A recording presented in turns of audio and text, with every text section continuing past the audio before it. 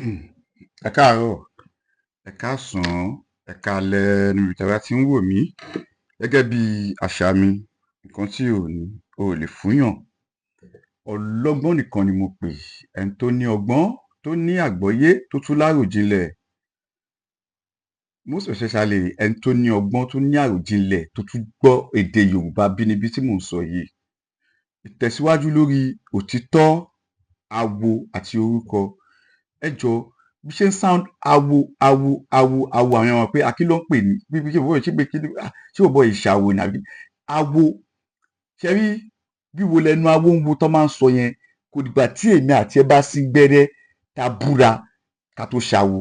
Ibẹ̀ kọ́ ni mò ń lọ.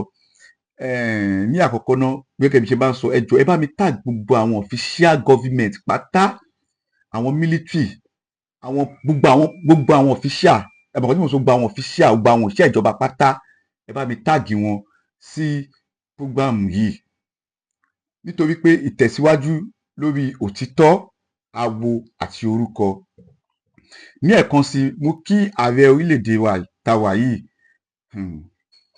Mi ò gbowó politics, mi ò dẹ̀ ṣe politics, but ọlọ́gbọ́n tó bá ní ọgbọ́n, tó bá ní òye, tó ní àròjinlẹ̀, àsìkò táwa yìí àsìkò àwọn ọmọ Yorùbá ni. Àsìkò tí ẹ ká gba ẹ̀tọ́ wa lọ́wọ́ àwọn ẹlẹ́tọ̀ọ́ ni. Àsìkò ẹ rí tribalism tí mo máa ń sọ̀rọ̀ nípa ẹ̀sìn, western education àti tribalism, I mean religion, tribalism and western education. Ẹ má kó mẹ́tẹ̀ẹ̀ta pọ̀, má fi etí ẹ̀ máa gbọ́ program mi.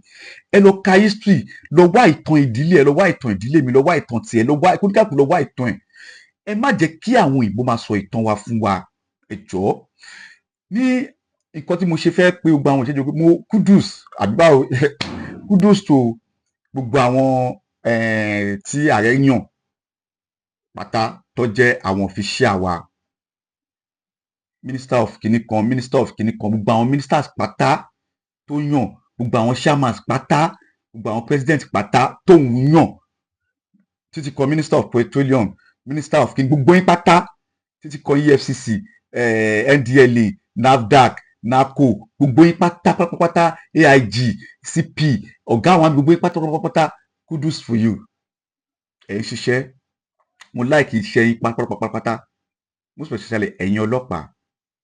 But ṣé mọ̀ pé tí a bá ní bí èjò ṣe gùn tó láyé máa dáná, èèyàn máa dáná sunlé. Ọ̀rẹ́ mi ṣẹ̀ mí, màá ṣe ọ̀rẹ́ mi padà. Ọ̀rẹ́ mi ṣèkà fún mi, màá ṣèkà fún ìka di méjì.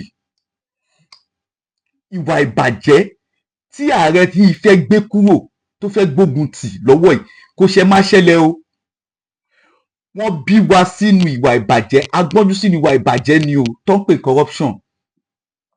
Bẹ́ẹ̀ ni, ẹlòmíì wọ́n bí sínú corruption, ó dàgbà sínú corruption, ó fẹ́ yàwó sínú corruption, àwọn bí àwọn ọmọ sínú corruption, ìwà ìbàjẹ́. Kò kí ń ṣe àwọn official government nìkan ni mò ń bá wí o. Ìwà ìbàjẹ́ wà ládùúgbò, ó wà láàrin ọkọ sí aya, ó wà láàrin ọmọ sí bàbá, ó wà láàrin landlord sí tenant, ó wà láàrin local government sí àwọn ọmọ àdúgbò. Ìwà ìbàjẹ́ ó rampant gan. It's common word. Ìwà ìbàjẹ́ ni ìwà ìbàjẹ́ ń jẹ́, tẹ̀pín corruption. Okay?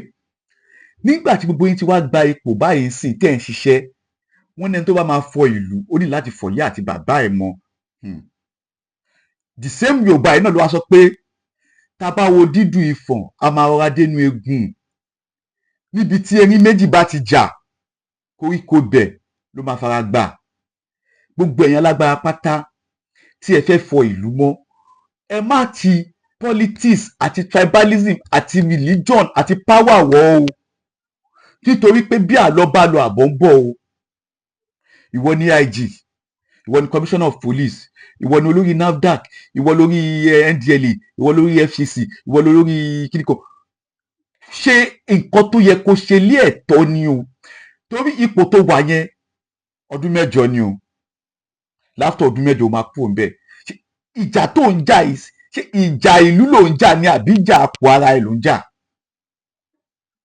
Ìjà ìlú ló ń jà ni àbí ìjà ẹ̀sìn? Ìjà ìlú ló ń jà ni àbó ń fọlá jiyọ̀, àbó ń test agbára? Èwo ló ń ṣẹlẹ̀ ńbẹ̀? Okay? Ta ló mọ̀ ní àti ayé ìwáṣẹ̀ tipẹ́tipẹ́ ààrẹ tó wà ńbẹ̀ yìí, ẹ lọ check record rẹ̀. Ọlọ́run ọba ń gbọ́. ẹ lọ check record ààrẹ orílẹ̀-èdè àtàní ìsìn láti ìgbà tó ti ṣe senator láti ìgbà tó ti ṣe governor gbogbo ẹ lọ check record rẹ̀. Òun gangan ló máa ń unite wa. Tẹ bá wò ní Èkó tá wà yìí bàbá sọ pé wà òun ló ń control gbogbo ibi tó bá ní pé lẹ́sẹ̀ ìdílé kò yìí Àlàyé ló ń control ẹ̀. Nígbà yẹn Àlàyé ò tí ì di president nísìnyí báyìí sìn Àlàyé ti di ààrẹ.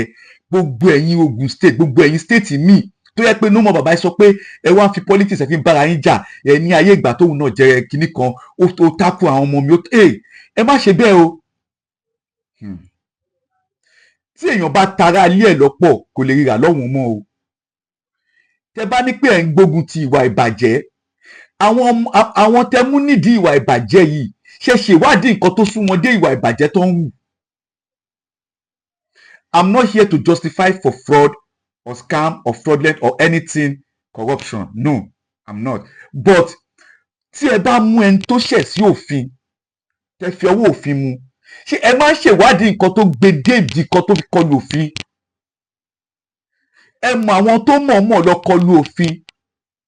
Ẹ mọ àwọn tó lọ àìmọ̀kọ́rọ́ rí tó yí ìwé òfin padà. Ẹ dẹ̀ mọ àwọn tó yẹ pé wọ́n ń gbénú òfin wọn ò mú òfin. Ẹ̀yin náà lè máa sọ pé ignorance is not an excuse. It's an excuse. Yes, I can say that. It's an excuse because we are living in the country tó yẹ pé àmọ́ òfin tó dè wá àmọ́ òfin tó tú wá. Nígbà kan gbogbo àwọn section gbogbo àwọn office kọ̀ọ̀kan a kàn ń gbórúkọ wọn ni they are not working. Àfìgbà tí ààrẹ tó débẹ̀ mo ṣe ń gbà àwọn orúkọ kan mi mọ̀ pé minister of kìnnì kan wà minister of kìnnì kan aviation wà nígbà tó ṣe débẹ̀ mo ṣe pé they are working and when you are now working ẹ wá ń fi working ẹ fi ń takora yín the same òfin yín náà lẹ fi ń múra yín lẹ fi ń túra yín lẹ fi ń dira yín ẹ̀yin fi òfin múra yín ẹ fi ń túra yín. What about àwọn tí wọn ò mọ òfin tó ṣèṣì kọlu òfin wọn ò dẹ̀ lówó láti fi gbára wọn lẹ̀ ẹ ti rán wọn dà sẹ́wọ̀n gbogbo ẹ̀ náà gbogbo wọn ní orí yeye ní mògùn ta ìṣẹ̀ ló pọ̀. Ní ìgbà tí kìíní ti ń ṣẹlẹ̀ láti ayé ìwáṣẹ̀ ẹ lọ bèrè nígbà corruption sì jẹ́ corruption gbogbo àwọn tó ní agbára lọ́wọ́ wọ́n ti fagbára jiyàn gan o wọ́n ti fi ọlá jiyàn gan bẹ́ẹ̀ ni sórí ẹ̀ gbogbo ẹ̀yin tẹ́ ẹ̀ ń jẹ́ mò ń sọ o bí ilé bá sọ ni bí ò sọ ni àwọ̀ là á wò ìrínisí ìsọni lọ́jọ́ ṣe mọ̀ túmọ̀ ẹ̀ ìrínisí nìṣe ni lọ́jọ́. Bí ilé bá sọ ni bí ò sọ ni àwọ̀ là á wò ilé la ti ń kẹ̀ṣọ́ ròde bẹ́ẹ̀ ni. Ṣé bí orúkọ tó ń jẹ́ ta ló pilẹ̀ orúkọ yẹn báwo lorúkọ yẹn ṣe jẹ́ ṣé ìwọ fẹ́ tí orúkọ ìdílé ẹ ṣe dàbí àbúfẹ́ bà orúkọ ìdílé ẹ jẹ́. Lẹ́ẹ̀kan sí mo kí gbogbo àwọn tí social media máa pa mo kí yín rest in peace in advance gbogbo ẹni tí social media máa gbé lọ sẹ́wọ̀n ẹ̀yin náà well safe in jail about my kin gbogbo ẹni tí jẹ́ social media dẹ̀ máa fẹnu kó bá mo kẹ́yìn náà social media tẹ́ ń wò yìí ayélujára tẹ́ ń wò yìí ó máa tú àwọn àṣírí tó pọ̀ gan-an ẹ̀yin ìjọba ẹ̀dẹ́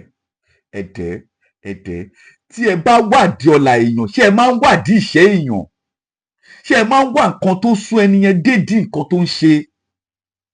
Gbogbo àwọn tẹ ní pé ẹ̀ ń kó tó kọlù òfin yìí a rí àwọn tó yẹ pé nígbà tí wọ́n kàwé tán wọn ò ríṣẹ́ a rí àwọn tó yẹ pé ikú ló bọlá jẹ́ ẹlòmíì wà pé tó bá ké bàbá ẹ̀ wà láyé ẹ̀ ní bá bí ìwà bàjẹ́ ẹlòmíì wà pé ìyá ẹ̀ wà láyé ẹ̀ ní bá bí ìwà bàjẹ́.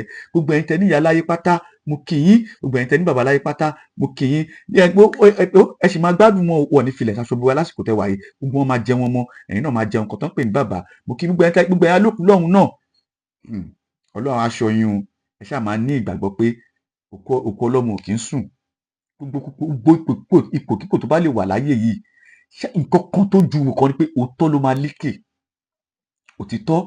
Ẹ jọ̀ọ́ ẹ̀yin ìjọba ẹ lọ wo gbogbo nǹkan pátá gbogbo àwọn tẹ́ fi sí ipò pátá ẹ lọ máa check balance wọn. Ẹlòmíín wà ìlú ló lóun ń fọ ìjà ìlara ló ń jà ìjà pé nígbà tí ìwọ náà wà nípò kí ló ṣe fún mi ìjà pé nígbà tí ìwọ náà wà nípò agbára yìí náà fi times 2 ẹ̀wọ̀n ọ̀rẹ́ mi ṣe kà fún mi màá ṣe kà fún ọ̀rẹ́ mi ìkádí púpọ̀ nìyẹn. Ẹ jọ̀ọ́ ààrẹ ẹ máa bá a check balance àwọn pípù yìí náà ẹ bá bá check balance wọn o. Ilẹ̀ Yorùbá ò ní dàrú o. Àsìkò tó wà gbogbo ẹ̀yin ládéládé pátá, gbogbo ẹ̀yin lóyè pátá, ẹ dìde, ẹ lọ súnmọ́ ààrẹ, kẹ́ lọ sọ èdùn ọkàn yín fún yín. Tí o bá ti ní evidence lọ́wọ́ tó mọ̀ pé ìjà tó ń ja ìjọ ẹ̀tọ́ ẹni, òfin yìí náà ló ń dé wọn tó ń mú wọn. Ẹ jẹ́ káwọn ọmọ wa máa mọ̀ nǹkan tó ń pè ní òfin. Ẹ jẹ́ ká máa mọ law. Bí báyìí tèmi ò bá mọ law, ẹ jẹ́ kọ́ ọmọ mi mọ law. Ẹ má jẹ́ kó máa lọ read òfin personally ní ilé ìwé kan. Adẹ̀ ń gbèlú. Wọ́n dẹ̀ ní pé ìlú tí ò sófin kò sẹ́ṣẹ̀. Ìlú tófin bá wà ẹ̀ṣẹ̀ wà. Adẹ̀ ń gbèlú tó lófin, adẹ̀ mọ òfin. Yes, àmòfin. Bó o bá dẹ̀ ṣe mòfin, wọ́n ní pé ilé ẹni la ti ń jèkútó onídodo. Ìwọ náà bóyá wá ń sìn iṣẹ́ tó ń ṣe, iṣẹ́ owó ẹ̀ ò mọ́. Iṣẹ́ owó ẹ̀ ò mọ́ o. Ìjọba ń wù ẹ́. Àṣegbé kan ò sí láyé. Àṣepamọ́ ló wà. Tí o bá ṣe nǹkan lójú ọdún, wọ́n ní pé bí wọ́n bá lọ fógún ọdún, ọjọ́ kan lòtítọ́ máa bá. So ó ń dalẹ̀ rú tọ́wọ́ wọ́n ní ọ̀tá fàsókè oyídó borí, bọ́bọ yóò rí ẹ tọ̀hún wẹ̀. Ànísìn báyìí àwọn ọba ayé ti ń wọ̀ṣ. Ọba ayé náà ti ń wọ̀ṣ báyìí, ibo ló wá fẹ́ sá lọ. But ẹ̀yin ọba ayé náà tẹ́ ń wọ̀ṣ, tẹ́ ń mú àwọn oníwà ìbàjẹ́ yìí, ṣé ẹ máa ń ṣèwádìí nǹkan tó gbé wọn dé ìwà ìbàjẹ́? And again, tí ẹ bá wá mú èèyàn tẹran lọ ẹ̀wọ̀n, ó ti di ex-convict àbí bá lè ex-convict. Nínú ìwé òfin kẹ̀dẹ̀rí, ex-convict ò lè jẹ kankan lórílẹ̀‐èdè. Ẹ jọ̀ọ́ ẹ̀yin ìjọba, ẹ jọ̀ọ́ ẹ bá wa dẹ kínní, ẹ jọ̀ọ́ ẹ bá mi tẹ̀gà ààrẹ orílẹ̀‐èdè yìí àti gbogbo àwọn governors ilẹ̀ Yorùbá pátá àti gbogbo àwọn ministers ilẹ̀ Yorùbá àti àwọn lọ́balọ́ba, àwọn lóyè. Ẹ jọ̀ọ́ ẹ fọwọ́sowọ́pọ̀. Ẹ má fi lára kó o pé yes ó ti kàn mí, màá fi àjẹ́. Ó máa fi pòólẹ̀ o. Bọ́ba yóò bá rí ẹ tọ̀hún wù ẹ̀. Mo ń bọ̀, mi ò tí ì dé. Ẹ má bínú, mi ò ní lọ. Èmi ń lọ ni o. Mo ń bọ̀, mi ò tí ì dé.